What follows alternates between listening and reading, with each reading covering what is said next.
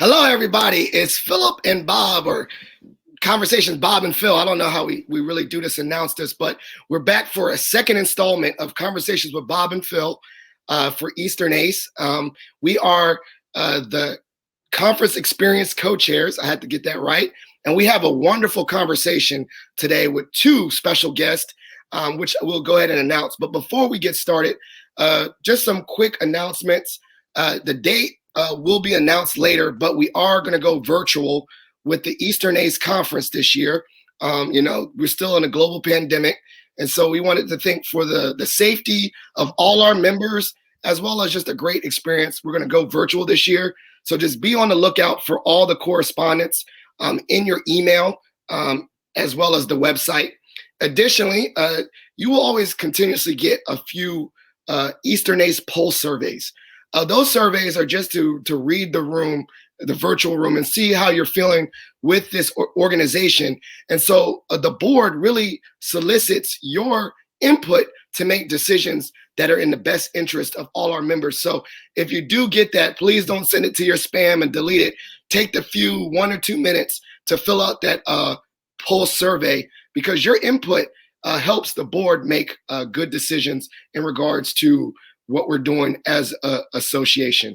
Is there any other announcements, Bob, that I missed out? No, we're really excited for the virtual conference. So I'm sad that we won't see you in AC, but looking forward to seeing you virtually, and really excited for today's guests. All right, so let's go ahead and get started. Bob, why don't you introduce the first guest, and I'll introduce our second guest. I have the absolute pleasure to introduce Jake Burke, who is the Vice President of Sales at SkillSurvey. Many of you know Jake, longtime Eastern ACE member, longtime friend of Eastern ACE, and friend of, I would say, career centers and counselors all over the nation. But I'm really excited to have Jake here to talk about networking, kind of making that transition to the other side, and some really good words of wisdom today. Right. And then I have the pleasure of introducing one of his partner in crime, head and co-founder of SkillSurvey, Randy Biting. And so we definitely going to bring these two guests on, and let's get this conversation started. There you go. All right. Hi, guys. Gentlemen. Good afternoon. All right. Well, we're in a virtual space. So maybe just the first question, where are you guys tuning in from, or, coming into this interview from? Yeah, I'm calling in from Charleston, South Carolina, and Jake's in Alpharetta, or outside of Atlanta. Just north of Atlanta in the Alpharetta, Georgia. Yeah. So that actually leads into my next question, and maybe you can explain. Obviously, we're in COVID, and you and Jake and Randy, you work in totally different places. So how does this teamwork work between you two working virtually, and how have you as an organization with SkillSurvey pivoted during this time? Yeah, great question, Phil. I think we've been used to it for a long time, right? Jake and I have worked together at several companies, and the first one was Interview Stream. So that was kind of when webcams were just getting out there and we were creating video interviewing. So I think it's kind of been natural for us to kind of communicate virtually and with the rest of the team, because we've been on, I guess, video since 2003, and we're quite used to it. Yeah, I think it's been a challenge for a lot of folks that have made the transition in 2020. Who traditionally were in an office setting. Obviously, most of our colleagues that are probably listening in here from campuses. I mean, career services is a on-campus venture, so to make that transition out, it has to be a challenge. But as Randy said, this is a third company that we've worked together, and we've always been remote. I've been remote since 2003, actually. So I wouldn't even know what it's like really to be in an office setting. But at least at SkillSurvey, everybody's transitioned pretty well. And I think now that we've had a year under our belt, a lot of people are probably not going to go back to that traditional in-office space. So the skill set and the ability to work remotely is something that is going to be very valuable, not only to us old guys who've been working for a long time, but for your students over at Rowan and GMU who are, that's going to be their world for sure. It's going to be a skill set they need to have. No, so to that point, Jake, what's the one thing that, as you're an old pro at this, what's the one skill set you're seeing that, whether it's our students, people, career counselors, what's one piece of advice you have for us that, hey, we might be in this environment for a while? How do we keep that level of engagement up? What does that look like for you at SkillSurvey, but you as a professional, working in sales where touch points are incredibly important? Yeah, it's a fine line, and I'll take it from the sales perspective. You don't want to inundate people with hitting them up with emails every day or LinkedIn emails or what have you, but you want to keep connected to your client base, to the people that you want to be talking to, and it definitely is a challenge for a lot of folks. But again, as to Randy's point, we've been doing this for a long time, going way back to when he and I worked at Interview Stream and Handshake together, and now SkillSurvey. It's just understanding that technology is your friend. It is not something to be afraid of. I mean, my mother, God bless her, 83 years old, and she's FaceTiming, and she might not be centered on the camera, right? We might be looking up her nose or down on the floor, but she's there engaging with who she wants to. And I'm tongue in cheek on that a little bit, but the reality is that she embraces the digital technology that is part of her life now. And that's what we all need to be doing as professionals, no matter what it is that we're doing, whether it's interacting with students remotely, interacting with potential clients or prospects, but it's embracing that reality with one caveat. It must be a career readiness kind of day, because I've had 3 demos this morning. I can't tell you the last time I had 3 in one day. And one of the women I was working with today, she was having trouble with GoToMeeting, and she was just apologetic. I'm sorry, Jake. I said, well, you embrace the technology, but understand that people need some grace around that, because not everybody, it's still even new after 14 months. So that's what I would say, is embrace the technology and leverage it the best way you can. So I love that. I mean, I guess from hearing your background, y'all both OGs in the virtual space and in regards to the vendor space. So, take us back in that time machine about how important was you when you were working for Interview Stream or all these platforms to get involved with Eastern ACE and all these any associations to build relationships, and as well as because your services are being utilized by a lot of career center offices. Yeah. I would say that's where we started, right? In 2003 is really, the technology was different. We actually had to roll a huge kiosk into career centers, and no one had webcams or phones with cameras. So we ended up shipping out probably 10, 20,000 webcams all over the globe. And it's changed quite a bit, but that's kind of the conference. Eastern ACE is the community that we went directly in and kind of interacted, and it's just a great group of people that a lot of you are my good friends, and it was a great kind of community to kind of launch a company and embrace new technology, because video was very new back in 2003. I was just talking about this podcast today with my wife, Beth, and I realized that as a 53-year-old man, I've been a member of NACE/Eastern ACE for half my life.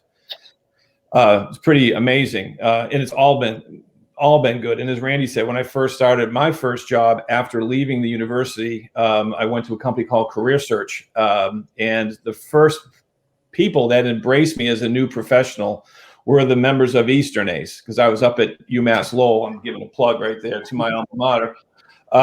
And one of the first people in particular that embraced me was a guest of your last podcast, the legendary Marva Gums, who was president of the organization at the time, and saw across the hotel lobby, wherever we were, that there was one lost cub out there that she needs to gather up and introduce around to people. And that's what my first memory of business standpoint. It's been an incredible relationship for all the four companies that I've worked with. People want to learn new things. They want to adopt new technologies and new ways of delivering services to the students. So I'm always met with great enthusiasm when I attend the conferences. It's a lot of work. It's a lot of fun at the same time. No, that's really great. Now, you talked about networking in Eastern ACE, Jake. Leaning back to your transition days when you were back in the Career Center, who were some of the people? I mean, you mentioned Marva, who was obviously a trailblazer in our industry. Yeah. Who were some of the people that looked up to you, that you looked up to, and then kind of shepherded you along the way and said, hey, took you under the wing? Eastern ACE is really truly like a family. who were some of those people that kind of brought you along? Well, the list would be long and wide. But And they're going to count. So if you don't mention them, they're going to be pissed. So just I know. It won't be the first time they're pissed at me. So, one that comes to mind, in addition to Marva, is Dan Ryan up at Buffalo. Dan was great to me. We're friends to this day. He also hates Tom Brady, so we get along. So we fight about that all the time. Dan Ryan it was spectacular to me at the very beginning. A guy named Jim Greeley at Merrimack College up in Boston out of the gate. My own boss, who came in a couple months after me, was Patricia Yates from Suffolk University, who then went on to be the director at UMass Lowell. More recently on the scale is my boy Walter Tarver. Walter's a legend as well, also a Tom Brady hater. Helen Brown on the employee side. Helen Brown is one of the best people you'll ever have an opportunity to meet. Other vendors, Jill Bodino, who was at Monster at the time, who later became colleagues with Randy and I at Handshake for a bit. And I could actually spend the rest of the time off those people. But those were some of the folks that were showing me the way when I was initially going through imposter syndrome. They didn't call it that back then, but that's what it was. I was like, wait a minute, I'm doing this now, and I don't know the first thing about it. So that's what I'll always remember about that. I love it. So obviously, transitioning, you move from the higher ed space to the other space, Yeah. And especially, I guess, during COVID. But how do you stay plugged in to what the universities, and this is for both of you gentlemen, how do you stay plugged into what universities need, and how to for SkillSurvey create a product that is desirable for universities? Do you I'm just throwing out, do you still do campus visits, or go to the actual campuses to feel, pre-pandemic, to see what's going on? How do you stay engaged in a different industry but work so aligned with the higher ed industry? I think I'll take a shot, but I know Randy's going to probably want to speak to that too. I think we're just very fortunate. Collectively, we've had about 40 years of standing at a booth at an Eastern ACE or an ACE conference, and we get to know a lot of people, both personally and professionally. And a lot of times just reaching out to people saying, what's going on? What is the challenge? What are the issues that you're facing? And because we've leveraged these incredible relationships over time that started as professional and turned into personal, we get fed that a lot. We don't even have to seek it out necessarily. I mean, 2 weeks ago, I was talking to Joe Testani up at Rochester and asking for some advice on some things and some insight on what we're doing here with career readiness. And not only does he respond, but he's enthusiastic to help out. And so Randy and I are able to leverage those relationships to keep our fingers on that pulse. But at the same time, we have to pay into that, right? We also serve as a resource any number of times when we hear from our friends and colleagues on campus that are being pitched maybe a product that they want to know what we think about that. Why would we do that? And our experiences, particularly when I was in career services, how I would go about doing that. So it's a very much a symbiotic relationship that has helped me out tremendously. And I don't know, Randy, if you had a thought on that. It's not only about kind of technology or products either. It's the industry is changing really fast, and I've had a number of people reach out to me and just had quick conversations of, where do you think higher ed's going? Career services, what can I do?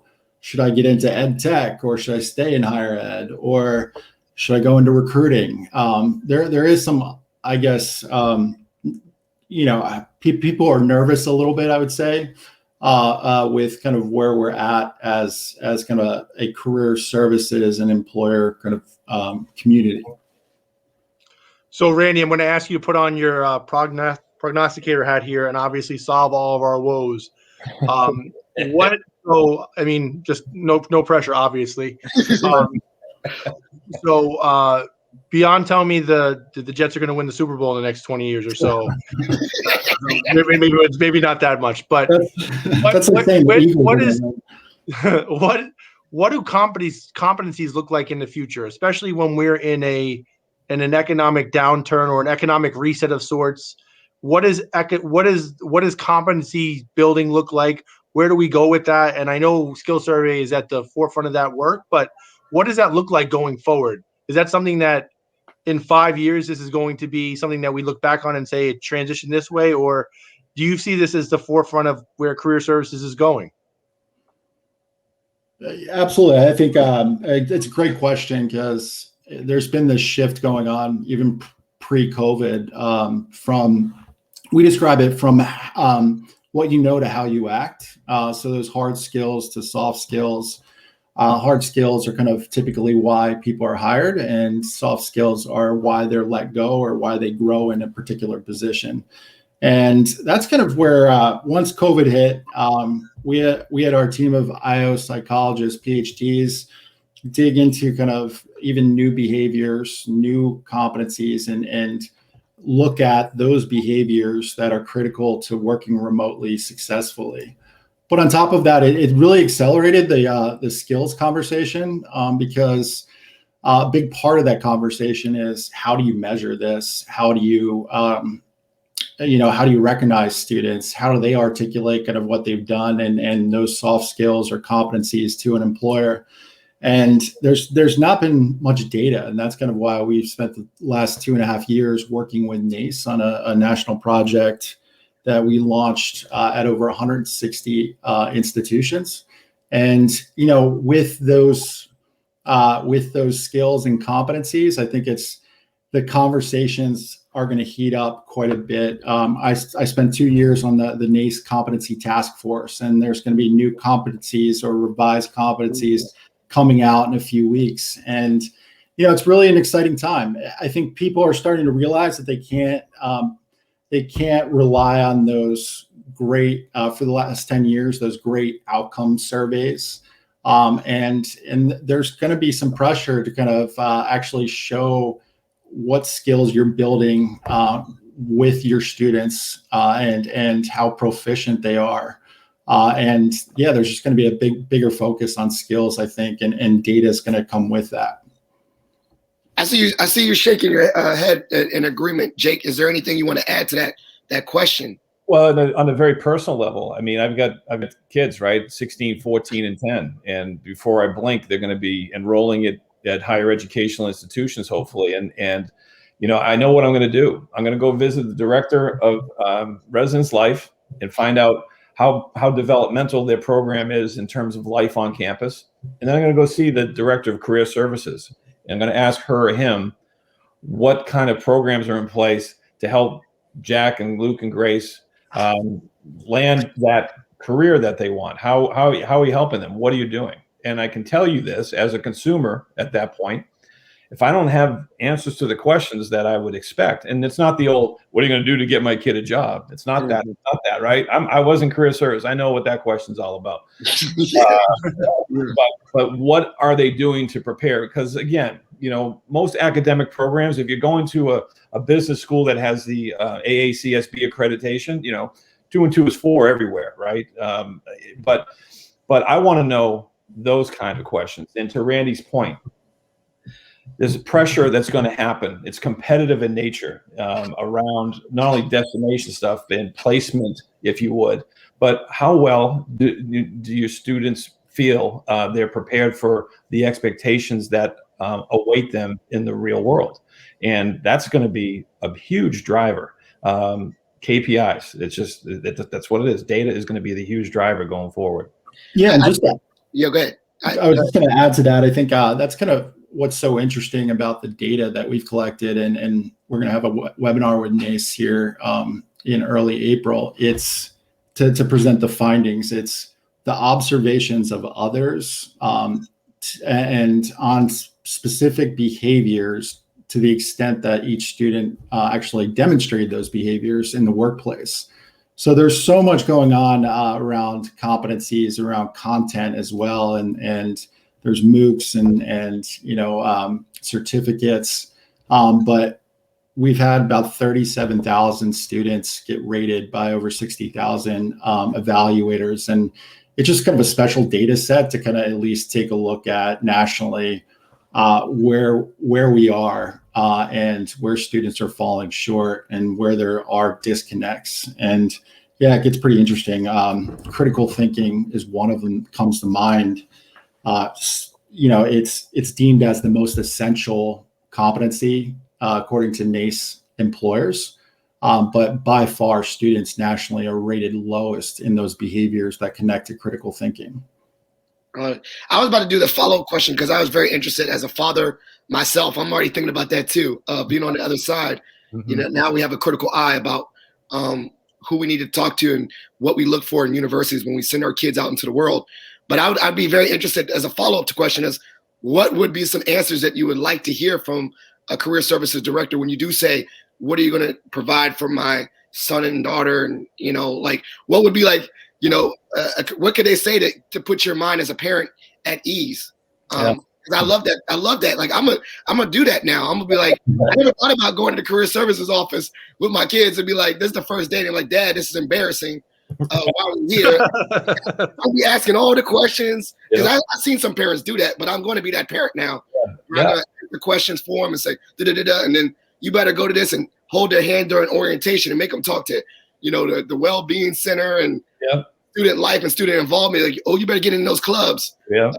They better be an alpha too. You know what I'm saying? But that's neither here nor there. But yeah, what would be some answers that you would like to hear if you did ask those questions of those career services directors? I mean, from the Career Center team, I would want to first see how important is that the office to the campus itself? Where are they? Is it in a small closet somewhere as an afterthought, which I hope it's not? That would tell us a lot. How well is it staffed? Is it, a ratio of 10,000 to 1 or what is it?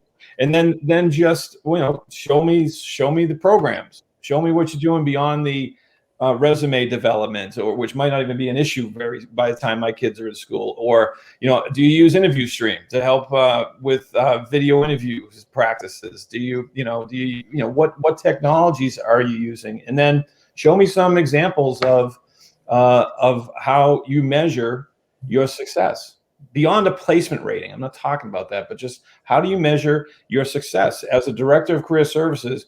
What are your goals and how are you achieving them, and how does your team help you do that?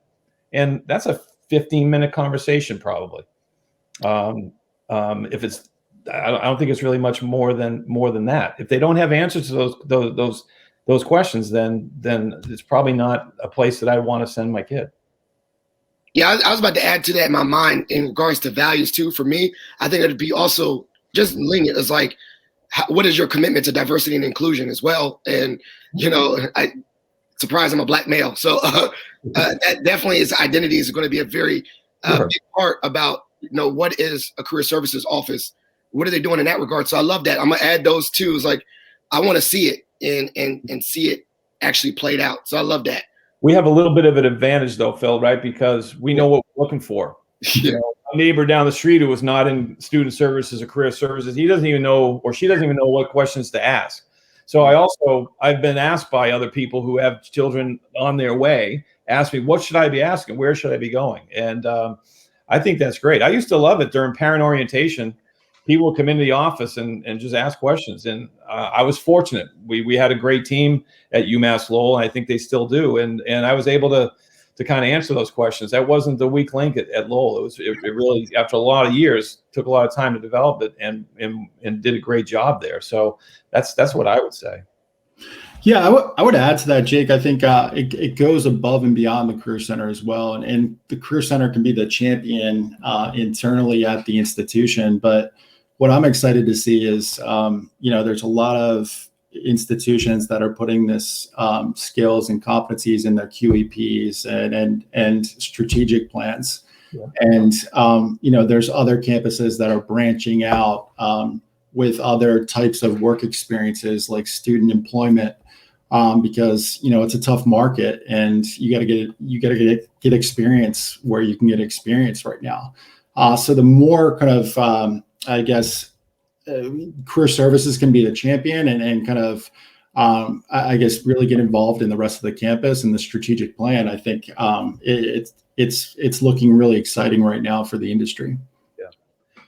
Data is king or queen, as they say, right? And so career services shows up to these, QEP meetings and strategic meetings and goal meetings. I was talking to the person this morning on one of the demos. Data, you'll be able to show where the students are. That's not opinion, it's fact.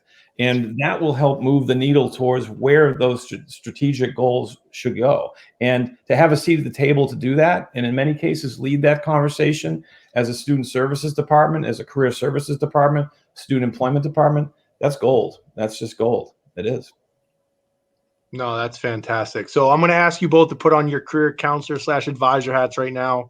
You're talking to 25-year-old you. What career advice are you giving that person right now? Buy Apple stock. Bitcoin. It's funny. Everyone loads up on the Bitcoin and the Apple every time. There's no Tesla. Right. Yeah, I guess mine's gonna be a little bit different. I never went to the career center, so go to the career center. And I've had an interesting career because I got right into kind of career services technology and recruiting technology right out of college. But it's something that I didn't go to, and that's kind of why I started my first company. But I would tell myself to go and explore the career center and get involved. Yeah. I mean, Randy has a real unique story. He's been an entrepreneur since he was 20 something. And I took a more traditional route, went to school, went to college, got jobs. And I think I would tell my 25-year-old to listen more to my parents because they're not as dumb as I thought they were. And I would listen to my neighbors, my father's and mother's friends who were professionals, and ask questions about how they got to where they were. And I think that I was very fortunate to have a few mentors as a young professional, but even younger in high school. That's where it starts.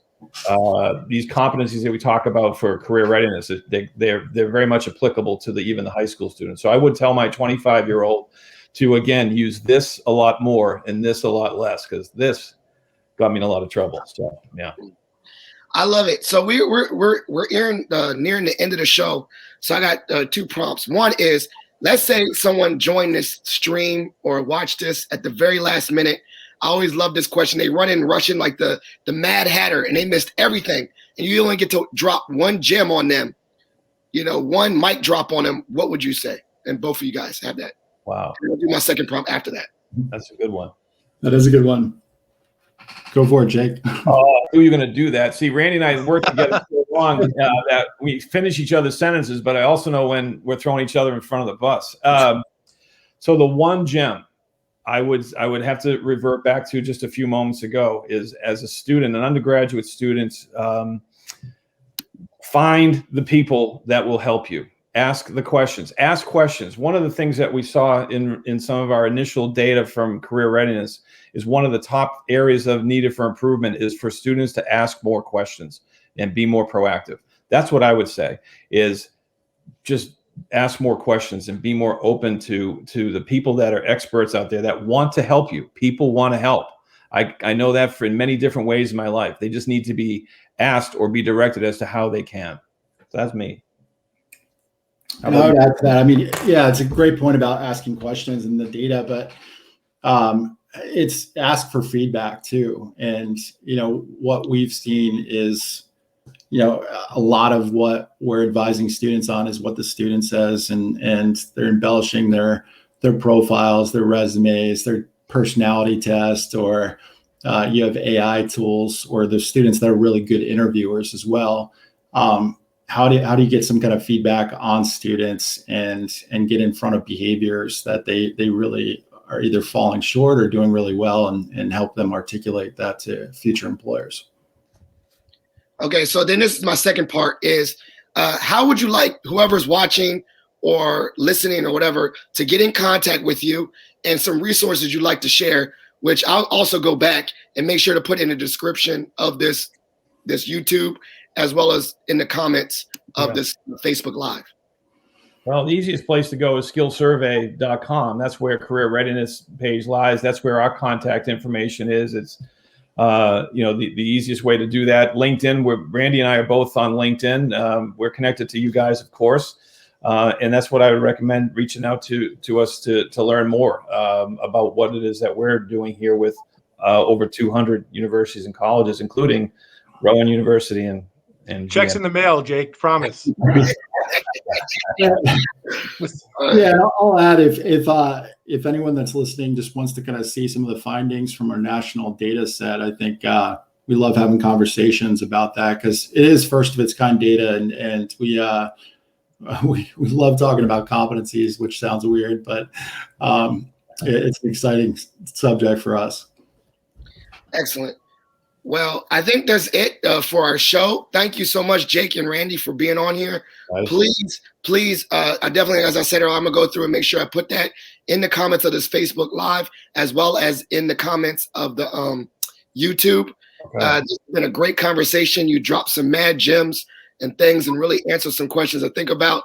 Now I got my cheat sheet to go to when I go to career services when I'm, was it 48? Did I do quick math? Whatever. When I'm getting a freshman son to their university, I'm gonna say these are the questions I want you to answer. So I never thought about that, but now I'll be prepared.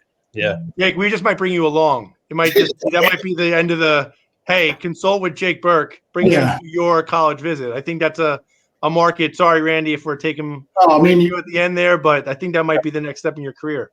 Just Well, hey. If you need some muscle, I'll come with. Well, I'm happy to help anybody. I get plenty of help from this organization and from the wonderful people in it. So anytime I can be of help, that's good news to me. And one last plug, my alma mater is going to the Hockey East Championship tomorrow night to try and get into the Frozen Four. So go UMass Lowell Riverhawks. Thanks, everybody. I appreciate it. There you go. Appreciate it. Thanks, Bob and Phil. Thanks, everyone. So that's been a great show. I didn't really look ahead of time, but we will be coming back in, was this April? The third week, right? It was a third Friday. So I don't have that exactly the date in my head, but it will be at 1:30. And we'll have a next guest. Keep this going. We really love these conversations. Thank you for joining in and thank you for tuning in. There you go.